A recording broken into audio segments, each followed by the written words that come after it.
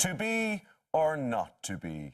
No, I'm not breaking into Shakespeare. The humblebee is the unsung hero of the Irish countryside, pollinating flowers and plants throughout the country every spring and summer. But they're in danger thanks to our gardening and farming habits. Earlier this week, I found out about a plan to make Ireland a safer place to be. Oh, what a glorious thing to be, a healthy, grown-up, busy bee, whiling away the passing hours, pinching all the pollen from the conning flowers. There should be a buzz around the place at this time of year. It's when bees normally get busy with the important job of pollinating plants and flowers around the country. But there is a sting in this tale, and I've come to Phoenix Park in Dublin to find out how we can mind our business. Juanita, it's that time of year when bees start getting into action. Tell us why what they do is so important. Yeah, so the bees are coming out of hibernation now around this time of year, and they're important because they're pollinators. They pollinate crops and fruits and things like apples and tomatoes and strawberries. We wouldn't have those without bee pollination. And it's a free pollination service, really important, provides millions to the Irish economy every year. They're also important for our general landscapes in Ireland because they pollinate 78% of all our wild flowering plants. But there's a bit of a problem, isn't there? There's a major problem. So since the 1980s, bees have been in huge decline, with a third now at risk of extinction. So half have gone into huge decline. And it's mainly down to changes in landscape, so intensive agriculture, and we're tidying up the countryside a lot more. So, you know, we're trimming road verges, we keep our gardens very neat, our parks, and there just aren't enough flowers. It's actually down to hunger. We can see even outside in the Phoenix Park here, the grasses are all cut. It's very tightly mown grass, you don't see flowers. So those bees that are coming out of hibernation, the queen bumblebees, have to visit 6,000 flowers a day just to brood their first batch of eggs. And those flowers that they need are actually dandelions. Dandelions are really important for bees, and they're the only wildflowers in flower at this time of year. So dandelions, snowdrops maybe, bluebells. Tell us about the All-Ireland Pollination Plan. Thankfully, so some scientists came together in 2015 and they launched this All-Ireland Pollinator Plan. And it's about a call to action where everyone can help. So over 80 organisations came together and signed up to the plan. And we're working with businesses and farmers and local community groups, tidy towns groups, schools, universities. Basically anyone can get involved, and even gardeners. A bumblebee will only travel 1 to 2 kilometres while they're foraging.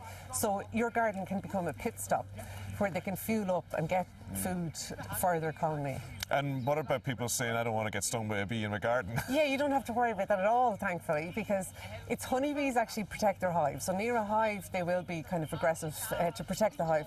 But bumblebees, we have 21 different species of bumblebees and 77 solitary bees. And they have absolutely no interest in humans. They're only interested in pollen, and you'd actually have to put your hand onto one to actually get stung by accident. Honeybee, if you like, but don't sting me. You're going to show me some flowers that people can plant that will be friendly for bees. Absolutely. So there's lots of options. If you don't want the dandelions and clover, which are really, really good, I suppose what we want to say is daffodils are everywhere at this time of year, absolutely everywhere. And they are pretty, but they actually do nothing for bees. So there's no pollen and nectar. You'll only see a bee on a daffodil if there's absolutely nothing else around for them.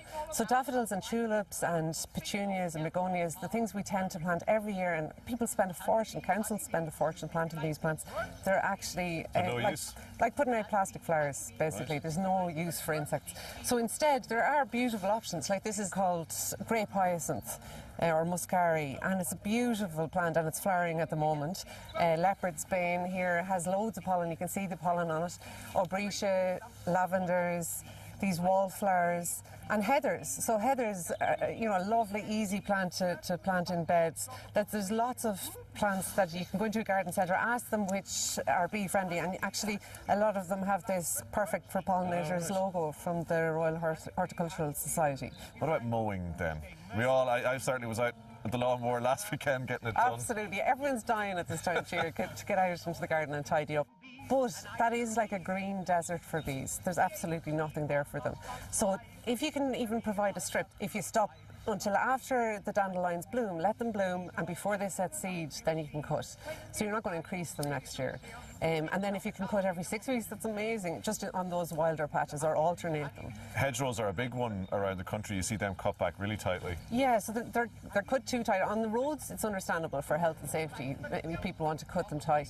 But off-road hedgerows, around your garden or on farms, it would be amazing if we could manage those for pollinators. And things like this, the willow, you can actually see the pollen falling off it at the moment. So this is really important for bumblebees, those early bumblebees. And it's a beautiful plant to have in your garden, and it'll actually be full of bees at this time of year. So those hedgerow, like native hedgerows, are really, really important for all types of wildlife. So Juanita, thanks for giving us a few tips to mind the well-being of these very important pollinators. OK, I'll stop now. For information for gardeners, community groups, farmers or businesses about the Pollinator Plan, check out pollinators.ie. It's a deadly buzz. Honeybee, I must buzz off. Buzz if you like, but don't sting me. Oh, I Tom. really am How shameless. many puns could you cram squeeze in? I was like, yeah, they were like, you've got to do this important piece about bees. I was like, bees, brilliant. Loads of puns. That's why you're excited. And by the way, I your did have a gigantic Shakespeare amount. at the start, it was like watching a young Olivia Well, at I the thought, RSC I in the thought 60s. you'd admire that, yes. It was Did very Juanita moving. just be walk off or when not to be? she was so bored? That's how she ran. She ran away. Are you an official pollinator now? Well, Do you join the... Absolutely. I don't Awareness want to guy? be a buzzkill. Oh, Boss? God, No. So just stop talking. Because... Stop talking. No, Stop talking. I thought the interesting one is mowing the lawn, because everybody's so we get the Yeah. grass and all that, but the dandelions and the little daisies and all that, the bees love them. And Look at him, piercing I thought the the little logo on the plant yeah, labels. that was a great is idea good. actually. Your garden centre, look for the little bee logo on plants and flowers, and they're bee friendly. You'd be mad not to. We certainly Oh, God, stop. Stay with us. We are revealing the biggest Done. causes of tooth decay after the break. Honey. Dear.